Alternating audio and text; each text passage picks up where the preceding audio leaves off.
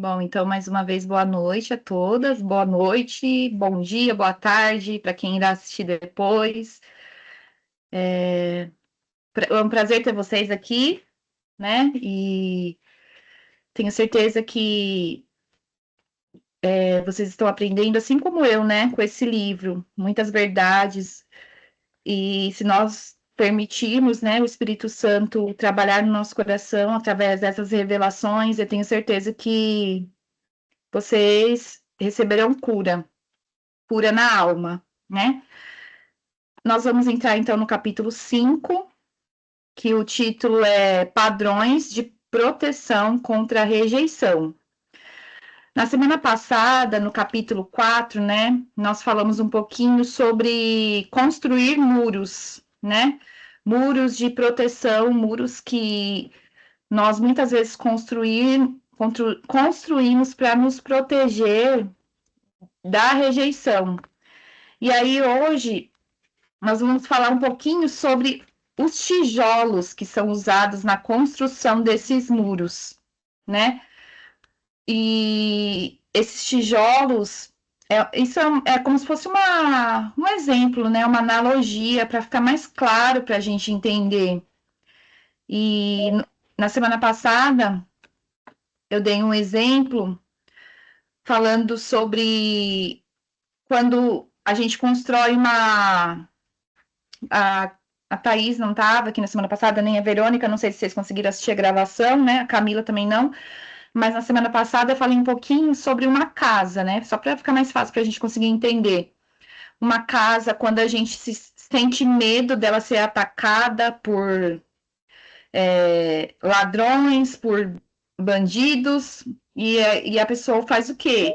Começa a colocar grades, né? Cerca essa casa toda, cobre como se fossem as janelas com proteção, muros nas portas, muros nas janelas, na grade nas janelas, né? Essa casa fica todinha murada. E como que essa casa fica? Ela fica protegida, só que ao mesmo tempo a pessoa ela fica presa. Ela não consegue sair, ela fica presa ali dentro, atrás dessas grades de proteção. Então, da mesma forma, são esses mecanismos que nós usamos para nos proteger contra a rejeição, né? Nós criamos muitas vezes, nós sofremos a rejeição, e aí, a fim de não sofrer mais essa dor, de não sentir mais essa dor, a gente constrói muros como forma de se proteger, né? Então, hoje nós vamos falar um pouquinho mais fundo a respeito disso. E o número 1 que ela vai apresentar hoje, ela vai apresentar 5 padrões principais de proteção contra a rejeição, né? E o primeiro, número 1, são os votos secretos. Aí ela diz assim, ó, alguns dos maiores tijolos dos muros de proteção que construímos são os votos secretos, que consistem em promessas que fazemos a nós mesmos para nos proteger. Aqui estão alguns exemplos. Ninguém me machucará novamente. Quando eu sair dessa situação, ninguém mandará mais em mim. Nunca mais deixarei alguém se aproximar o suficiente para poder me machucar outra vez. Ninguém mais me controlará novamente. Vou cuidar da minha própria vida agora, de agora em diante. Ninguém mais me dirá o que fazer. Fazemos promessas como essas a nós mesmos, não apenas uma vez, mas constantemente. Dizemos a nós mesmos tais coisas interiormente. E aí ela vai dizer, a Joyce, né, que como ela viveu num lar em que ela era constantemente abusada, então ela fez várias vezes esse voto secreto, né? Ela várias vezes ela disse para ela mesma: quando eu sair daqui, ninguém vai mais mandar em mim, né? Porque ela era abusada pelo próprio pai. A mãe, ela era conivente com esse abuso. Então, ela fez essas promessas internas para ela, né? Ela, quando eu sair daqui, ninguém vai mais mandar em mim. E aí ela diz que essas promessas que ela fez para ela internamente, lá no futuro, quando ela se casou, isso prejudicava ela, porque ela não conseguia ser uma esposa submissa para o marido dela, né? Então, esse é um exemplo que ela nos dá. E só para explicar melhor, né? Então, esses votos secretos, eles são como promessas internas que nós fazemos para dentro de nós, né? Depois que a gente sofre alguma experiência de dor, alguma experiência de rejeição, alguma ferida, né? Alguém nos magoa, alguém nos machuca, machuca os nossos sentimentos. Então, nós fazemos esses tipos de promessas com o objetivo de não ser mais ferido desse jeito, né? Então, a gente fala coisas do tipo assim, dentro da gente, na nossa mente, né? A gente fala, ai, nunca mais vou confiar em ninguém. Nunca mais eu vou permitir que ninguém me trate desse jeito, né? Nunca mais eu vou deixar que alguém se aproxime de mim para fazer isso de novo. Então é mais ou menos isso. Só que a gente não percebe o quanto isso muitas vezes prejudica na nossa vida. Coisas lá do passado que às vezes a gente nem lembra, sabe? Essas promessas que a gente fez lá na adolescência, na infância. E às vezes isso reflete na nossa vida hoje, né? E muitas vezes a gente não entende porque não consegue dar certo com ninguém, né? Às vezes em um relacionamento, as pessoas às vezes não dão certo, né? Aí na página 58, ela vai dizer assim, ó, muros criam bloqueios. Então ela vai falar um pouquinho mais sobre isso.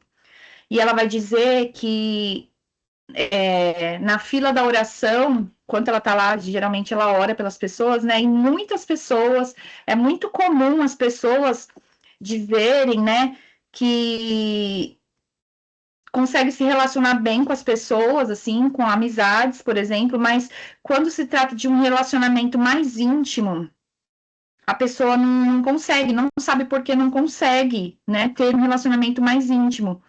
Essas pessoas dizem que sentem uma certa forma de bloqueio, que se sentem bloqueadas. Aí ela coloca aqui, ó, começo a namorar e tudo vai bem, até que pareça tornar-se algo mais permanente. Não sei qual é o problema, mas chega um ponto em que começa a me retrair, embora eu não quisesse fazê-lo.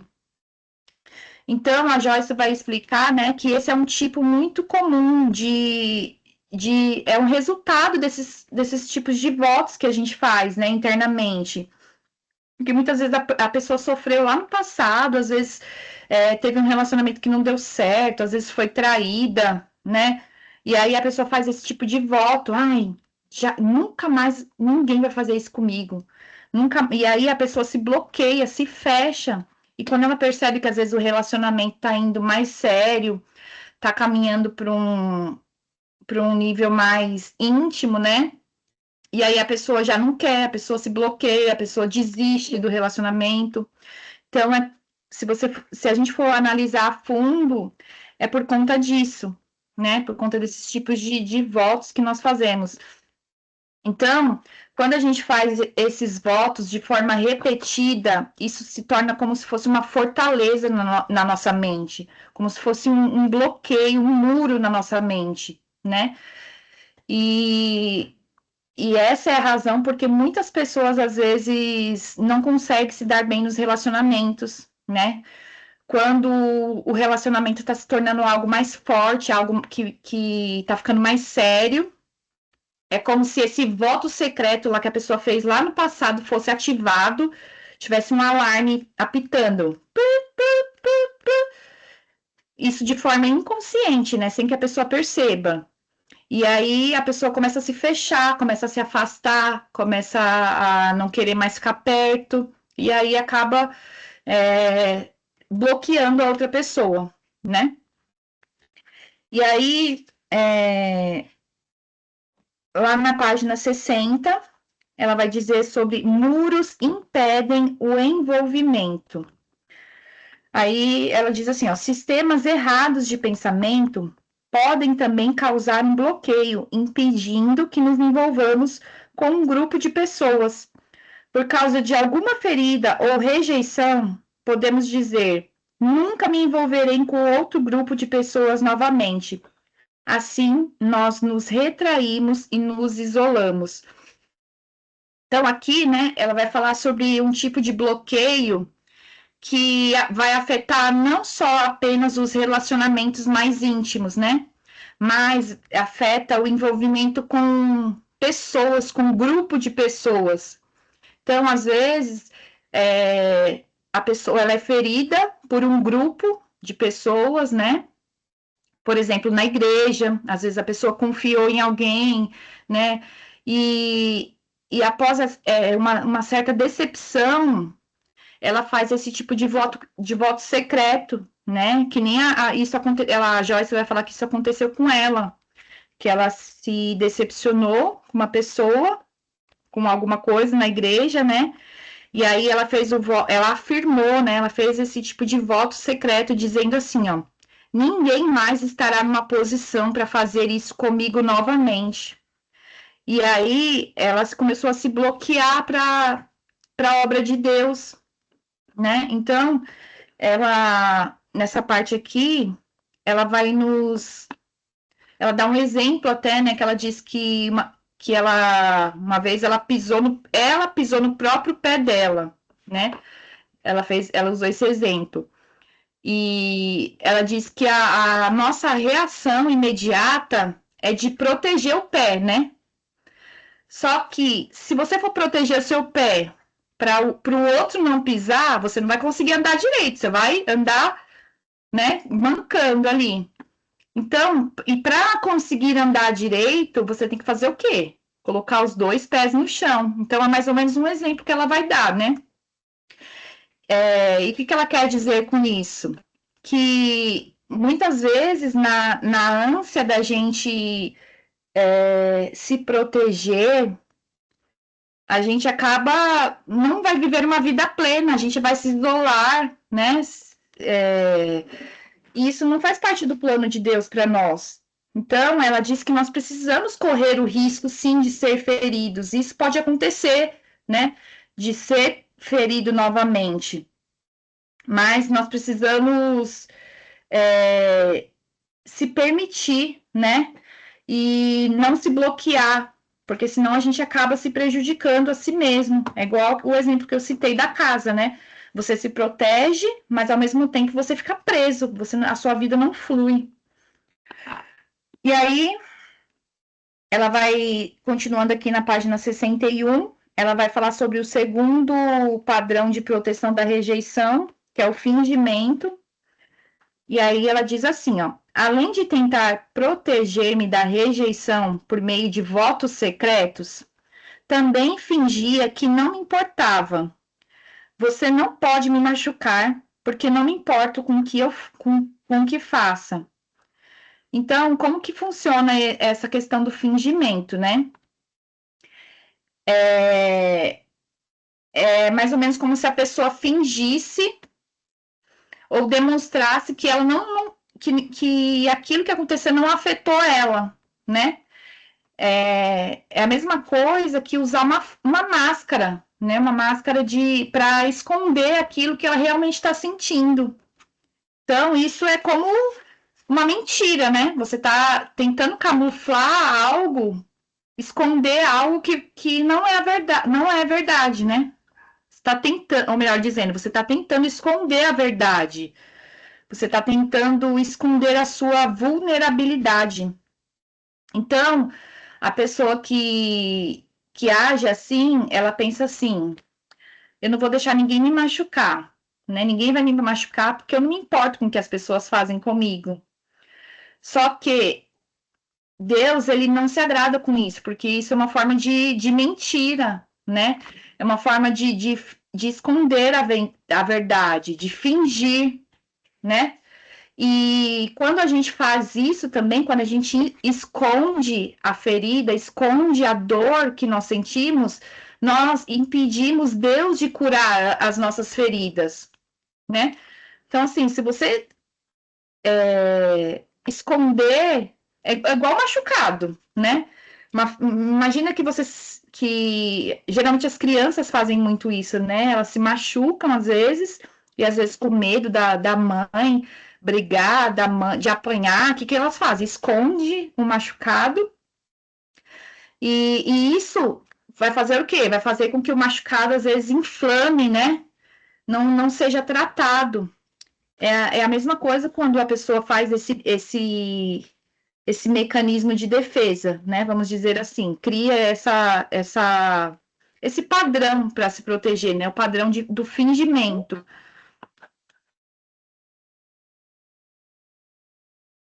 Boa noite, Maria. Que bom ter você aqui com a gente. Então, quando a pessoa cria esse padrão do fingimento, a pessoa está impedindo, né, de certa forma, de ser curada, de tratar essa dor, essa ferida. E. Ai, cadê aqui? Onde que eu coloquei no meu resumo? Aí ela dá um exemplo aqui, a Joyce coloca um exemplo, né? Se alguém te magoa e depois pede desculpas, aí a pessoa, em vez de ser sincera, de falar assim, ah, sim, isso me machucou, né? Tudo bem, me machucou, mas eu perdoo, libero perdão para você. E às vezes a gente fala o quê? Ah, imagina, né? Não foi nada. Para poder evitar o confronto. Só que nessa atitude a gente perde a oportunidade de se reconciliar de forma verdadeira, né? De liberar o perdão de uma forma profunda. Às vezes fica ali alguma coisa, alguma mágoa. Então, essa é o alerta que ela nos dá, né? Que nós não devemos ser pessoas fingidas, que nós devemos mostrar, sim, as nossas vulnerabilidades, né? Aí, aqui na página 64, tem uma pergunta. Você tem sido uma pessoa fingida? Você, algumas vezes, acha difícil ser verdadeiro com as pessoas? E aí? Alguém quer falar alguma coisa? Quer fazer algum comentário nesse tópico aqui? Por que que vocês acham que é tão difícil admitir que nós fomos magoados?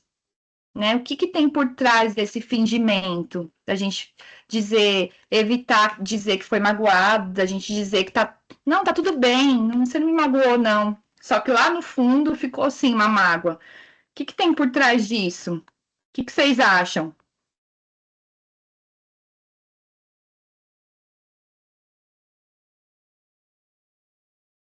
Alguém quer falar? Vocês estão tão quietinhos com a câmera fechada, parece que eu tô falando sozinha aqui. Então vamos lá, seguindo. Quer falar, Oi, Maria? não, eu estou refletindo que eu entrei agora, né? Eu falei assim, eu não vou falar nada não, porque ó, entrei agora. Essa pergunta aqui, se a gente acha difícil ser verdadeiro com as pessoas, não é nem que na verdade, muitas vezes é difícil. Vamos ser sinceras que muitas vezes eu acho que todos nós temos essa dificuldade, principalmente quando as pessoas nos magoam. E aí a gente omite muitas coisas a respeito da atitude da outra pessoa. Então, é essa parte que ela faz essa pergunta se nós temos, né? Você tem sido uma pessoa fingida? Eu acredito que o nosso processo é um processo de todos os dias, a gente tem que refletir nossas atitudes. Porque se a gente abrir a boca e falar, imagina, sou 100% verdadeira, eu acredito que a gente até peca nesse quesito. Porém, o que a gente aprende aqui com essa autora é viver na dependência do Senhor e pedir a Deus uma transformação cada dia, sabe? Que a gente possa mostrar as atitudes de Cristo, né? Agora que eu estou estudando o livro de Filipenses, a gente vê muita exortação de Paulo a respeito dos fingidos, daqueles que brincam realmente com a fé, né? Que nós precisamos ter a mente de Cristo, imitar aquilo que Cristo fez, que ele deixou como exemplo para nós. Então, eu acredito que não é fácil, não, ser verdadeiro. É possível, porém, fácil não é, mas é possível sim. Não que nossa, então é mais fácil mentir? Não, não é que é mais fácil mentir.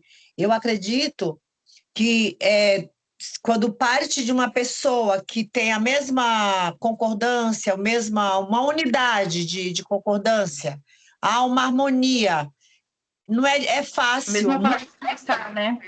isso. Agora, quando você passa a viver, a olhar para a pessoa que te afronta, que te desafia, né? É, que te rejeita, aí muitas vezes não é nem que seja mentira, é uma omissão, mas que no final, traduzindo, dá na mesma. Mas eu acredito que é uma reflexão para nós, sim, neste momento, para que Sim, a gente possa buscar a mente de Cristo, para termos uma vida vitoriosa. sim. E eu acho que também o medo atrás do fingimento, às vezes a gente fica com medo de desagradar outra pessoa, e até eu acho que até o medo atrás dessa. Quando nós somos magoadas e a pessoa pergunta, ai, tá tudo bem, né? Você ficou magoada, e a gente fala assim, não, não fiquei, não, tá tudo bem. E, na verdade, no fundo, é o quê? É o medo de ser rejeitada, né? O medo de perder essa pessoa, o medo de perder a amizade. E muitas vezes a gente acaba sendo fingindo uma coisa, ficando ali, guardando aquela raiz de amargura por medo da rejeição, né? Que é isso que nós estamos estudando aqui. Aí, dando continuidade aqui na página 65, ela vai falar sobre o outro padrão de proteção da rejeição, que é a autodefesa. Aí ela diz assim, ó, defendemos-nos da rejeição de diferentes formas. Algumas vezes nos defendemos com ira. Você me machucou, mas compensarei a dor ao ficar furiosa com você. Eu o tornarei mais miserável do que você me tornou. Você me machucou, mas vou dar-lhe o troco. Então, essa autodefesa aqui, né, é usar a raiva como uma arma para poder, vamos dizer assim, meio que fazer a pessoa sentir na pele o que ela fez com você, né? Ah, você me machucou, então você vai ver. Agora você vai ver, né? É uma forma de se defender mesmo, de atacar, né? De retalhar, vamos dizer assim, a outra pessoa. E o pensamento por trás disso é: você, já que você me machucou, então eu vou te machucar de volta, ainda mais forte. E aí você vai se arrepender de ter feito isso comigo. Nunca mais você vai me fazer isso de novo, né? Então é uma tentativa de compensar essa dor, de compensar o, o que a pessoa fez com a gente, né? Motivado pela raiva, né? Motivado pela vingança. Em vez de processar aquilo, de trabalhar aquilo, né? De liberar o perdão, não. É uma forma de transformar isso em agressão, né? Então, isso é uma coisa que para a gente ficar atento, né? É um perigo. A palavra de Deus diz que nós devemos lançar, né? Que o Senhor tem que nos justificar. E aí, na página 67, eu achei interessante aqui que ela, antes da página 67, ela deu exemplo de que ela falou que o marido dela não é muito bom em dar presentes, né? Não sei os maridos de vocês, mas o meu também é mais ou menos assim. Então, assim, aí ela fala que tudo que ela ganha dele, ela não gosta. E aí ela fala que para evitar isso, ela mesma vai lá e fala assim, hoje, ela fala que era Dia das Mães, né? E ela fala assim, ela meio que obriga ele a dar um presente, né? Vamos no shopping, vamos comprar um presente para mim nos Dia das Mães? Ou seja, ela vai lá escolher junto, né? Uma forma de ganhar o presente. E aí ela diz assim, ó, na página 67, não importa quem esteja ao seu redor, as pessoas não irão fazer tudo para agradar-lhe 100% das vezes. Assim, resisto à tentação de colocar regras em Dave ou em qualquer outra pessoa e dizer como deve me tratar para eu não ser ferida. devemos lançar nossa defesa sobre o Senhor. Quando tentamos colocar uma série de regras em nossos relacionamentos, esse é um sutil método de autodefesa. Estamos tentando dizer às pessoas como nos tratar, para que não edifiquemos muros de proteção em nossa vida.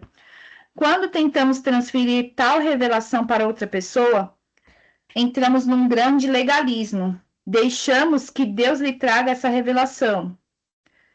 Desculpa, eu li errado. Se deixarmos que Deus lhe traga essa revelação, ela aprenderá algo que será feito de forma permanente e com alegria. Então, nós às vezes temos essa tendência, né, de criar várias regras para as pessoas, né? Então, tipo assim, eu gosto de ganhar presente no meu aniversário. Então, assim, não esquece, né? Eu quero que você me dê um presente, igual ela, é um exemplo, né? Igual que ela deu aqui, que ela meio que obrigava o marido dela. Ela se importava muito com isso. E aí ela obrigava o marido dela a dar presente para ela. E depois ela mudou a estratégia, né? Para ela não se magoar. E como ela sabia que isso também não era uma forma, por ele não ser tão bom em dar presentes, isso não significava que ele não amava ela. Então, o que ela fazia? Ela ia lá, então vamos lá no shopping e vamos comprar o presente para mim, né? Foi uma estratégia que ela encontrou de ficar feliz e não criar atrito com o marido, né? E muitas vezes as pessoas criam regras assim, com os filhos, com os cônjuges, né? Para poder mostrar, né, como elas querem ser tratadas.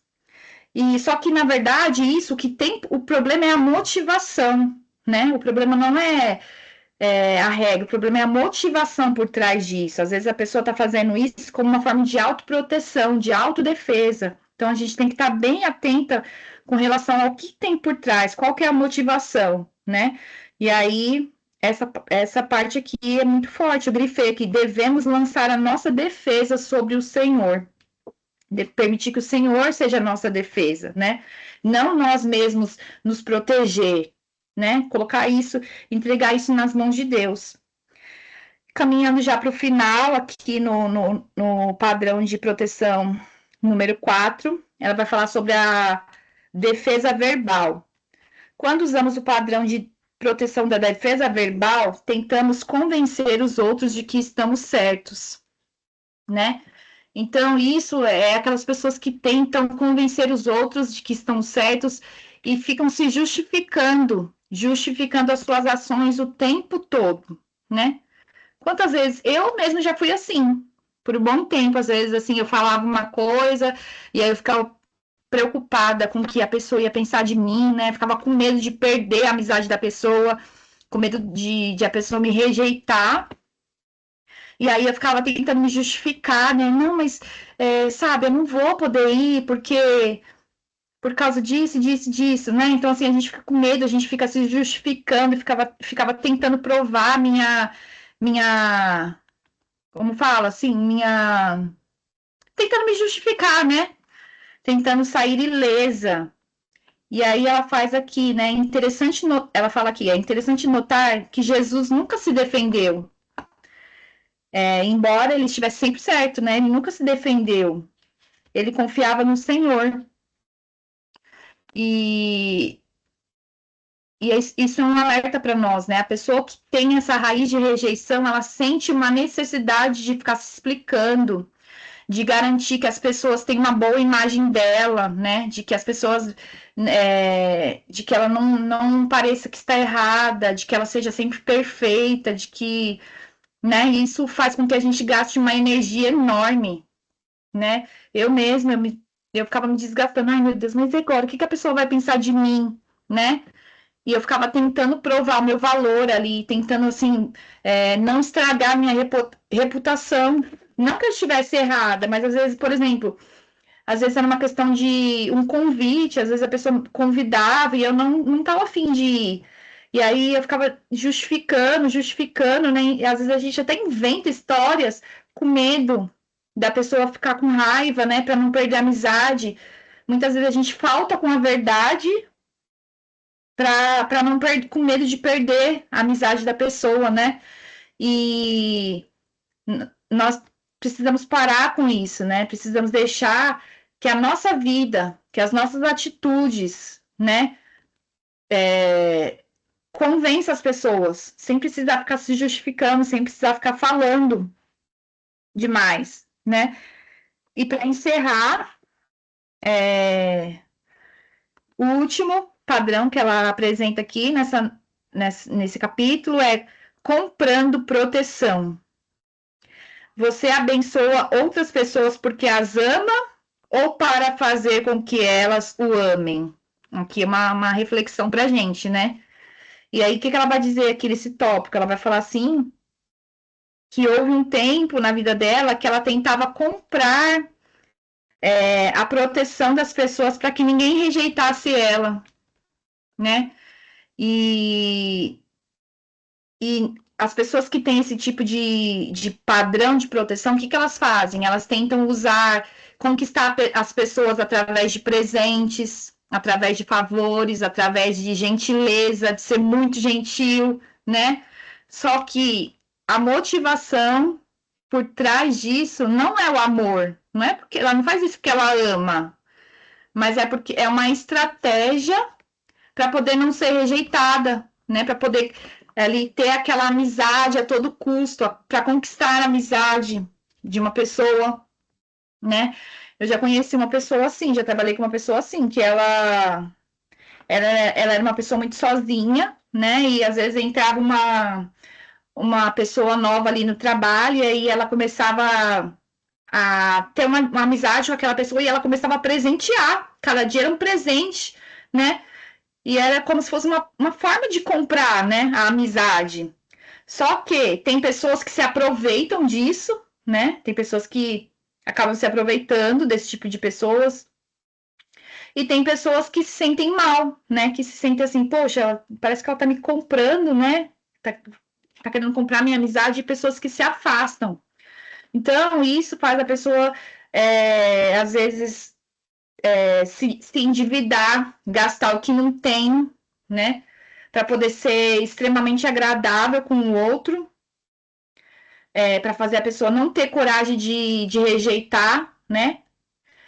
E por outro lado também, às vezes a pessoa pode acabar ficando sozinha, porque o outro acaba se sentindo assim constrangido, né? De ser meio que comprado.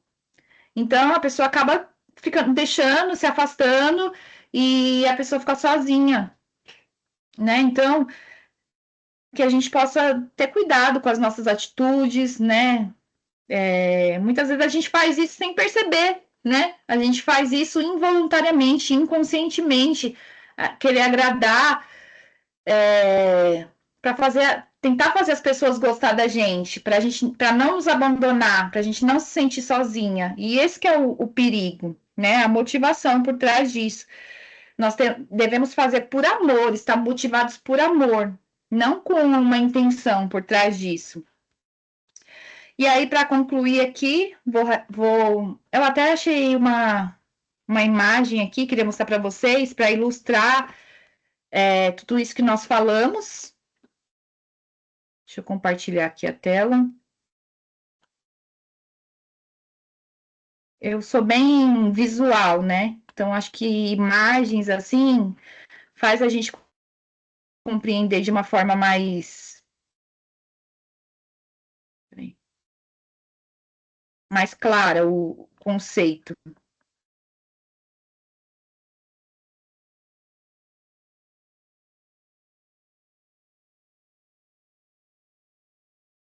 Peraí, gente, que agora.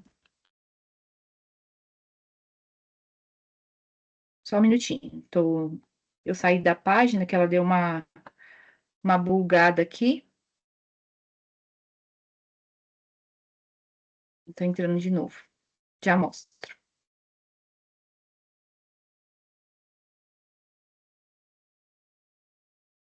Aqui.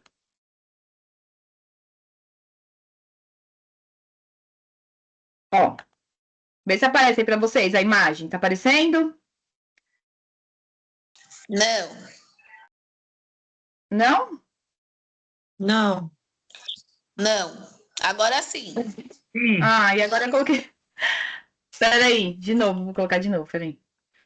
Compartilhar. Apareceu e sumiu. E agora? Agora sim. Então, olha só, isso daí é para ilustrar tudo isso que nós falamos, né? A gente constrói muros para se proteger, né? Então, assim, com isolamento, com agressividade, sendo perfeccionista, usando fingimento, usando votos secretos, que foi o que nós falamos no início, né, desse capítulo, usando fingimento, usando a autodefesa, defesa verbal e tentando comprar a proteção das pessoas, né? Então, o primeiro passo para se libertar disso é identificar dentro de nós quais desses padrões nós estamos desenvolvendo, né? Então, esse é o primeiro chamado para nós, primeira, primeiro passo, né? Para se livrar disso é identificar. E depois é tomar uma decisão consciente de renunciar. Quando você identificar, eu acho que eu ajo dessa forma aqui, eu acho que eu sou uma pessoa que tem que fazer tudo perfeito para não ser rejeitada. Eu sou uma pessoa que às vezes não nego aquilo que eu tô sentindo, né? Eu uso esse padrão de ser fingida, de estar sentindo uma coisa, mas falar que não. Então, o primeiro passo é reconhecer. O segundo é tomar uma decisão de renunciar a isso, né? Pedir para Deus, falar, Senhor, eu reconheço que eu uso isso na minha vida, né? Para me proteger, para não ser rejeitada, mas eu renuncio a isso. Eu quero que o Senhor seja a minha proteção, né? Eu escolho confiar em Ti. Me ensina a viver na verdade, me ensina a viver no amor, a ser motivada pelo amor e não pelo medo. Tá bom? Então é isso. Espero que Deus tenha falado aos corações de vocês, né? E à medida com que nós vamos tendo esclarecimento, conhecimento, né? Nós vamos sendo livres. A palavra de Deus diz: conhecereis a verdade e a verdade vos libertará, né? A partir do momento que nós estamos tendo acesso ao conhecimento, os nossos olhos vão sendo abertos, né? Escamas caem dos nossos olhos e nós podemos tomar a decisão de agir de forma diferente. Amém? E aí, o que vocês acharam? Alguém quer falar alguma coisa antes da gente encerrar? Amém. Eu gostaria de abrir um parênteses naquele mesmo tópico lá do fingimento, que é algo assim que é bem preocupante no nosso meio, né? Principalmente, muitas vezes, eu acredito, como você falou do medo, do toque do Espírito Santo, de que aquela pessoa que te perguntou não quer saber se você está, sabe? Aquele tipo de pessoa que quer aquela abertura para saber alguma coisa da sua vida. É esse tipo de gente que te rejeita e finge que te ama. Que Sim, existe também. muitos, né? Te rejeita. E aí a gente precisa realmente ter esse discernimento, né? De não abrir. Eu não vou fugir do contexto, mas eu queria só esclarecer que nem para todo mundo a gente precisa abrir o coração e falar. Mas a autora aqui, ela é bem específica, né? Para mexer com a gente, e para nos dar esta saída desta rejeição, desta autorrejeição, desta rejeição do outro, do coletivo. Então, a gente precisa ter essa atenção. Quem são as pessoas que estão no nosso meio? Será que realmente eles querem o nosso bem? Será que realmente eles estão preocupados se eu estou bem ou não, para melhorar ou para disseminar, divulgar a minha situação? Sim, é verdade, Maria. Nós temos que pedir sim esse discernimento, mas também a gente tem que identificar, porque assim, A minha vida, que eu sou Então, é só para que a gente... Acho que tá falhando. Para mim, para vocês estão falhando também um pouco o microfone da Maria? Para mim tá falhando. Tá sim, tá um pouco. Então, eu entendi sim o que a Maria quis dizer, né? Nós precisamos sim ter sabedoria, né? Porque, como ela falou, tem pessoas que fazem certas perguntas para a gente, mas a motivação, no fundo, no coração, é uma motivação má, né? Uma motivação errada, né? Para nos prejudicar. Mas o que nós devemos ver aqui, a forma que foi colocado, pelo menos que eu entendi nesse capítulo, é que nós devemos se analisar, né? E entender quais são os padrões que nós estamos desenvolvendo. Porque, às vezes, a gente... É um alerta para a gente começar a se analisar, né? Analisar nossas atitudes no dia a dia, né? Eu até ia propor para vocês, né, durante essa semana, um desafio durante essa semana para você se analisar, para você ver, né, a partir disso que nós estudamos aqui, que nós aprendemos sobre esses padrões dessa semana e da semana passada, para você fazer uma autorreflexão e ver quais desses padrões você costuma desenvolver no dia a dia, né? Quais esses padrões de proteção. E quando você identificar isso, em vez de você agir, né, você pare, você ore, né? Assim como a Maria falou também, a questão da oração. Peça para Deus te mostrar como responder a isso com fé e com segurança, né? Colocando a sua confiança nele. Porque, como nós aprendemos aqui, esses padrões, além deles nos proteger, ele faz o quê? Ele impede a gente de viver uma vida plena, né? Por um lado, ele nos protege, mas por outro, você vive uma vida aprisionada, né? A nossa vida não flui. Então, são armadilhas, né? São prisões emocionais que nos prende, que faz a gente não, às vezes, ser privada de viver o melhor que Deus tem para nós. Amém? Então, é uma forma de nós refletirmos e também sempre vigiar, né? Não, com quem a gente fala, com quem a gente conversa, com que a gente expõe o nosso coração, com quem a gente abre o nosso coração, não é para qualquer pessoa, né? Não tem como, né?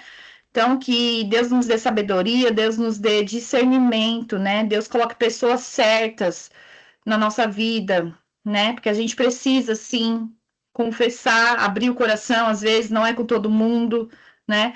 E que Deus nos dê sabedoria para vencer, para sermos livres, em nome de Jesus. Amém? Então, vamos encerrando por aqui. Amém. Agradeço mais uma vez a presença de vocês, né? É uma bênção poder estar aqui, poder compartilhar, né, esses minutos com vocês. O grupo está aberto lá, sempre que vocês puderem, né, coloquem como que esse grupo, como que esse estudo tem contribuído na vida de vocês, e nós nos veremos aqui na semana que vem, com a permissão de Deus. Que vocês tenham uma semana de vitórias, né, uma semana abençoada, maravilhosa, em nome de Jesus. Deus abençoe. Até semana que vem. Boa noite. Amém. Deus abençoe. Boa noite. Boa noite a todas.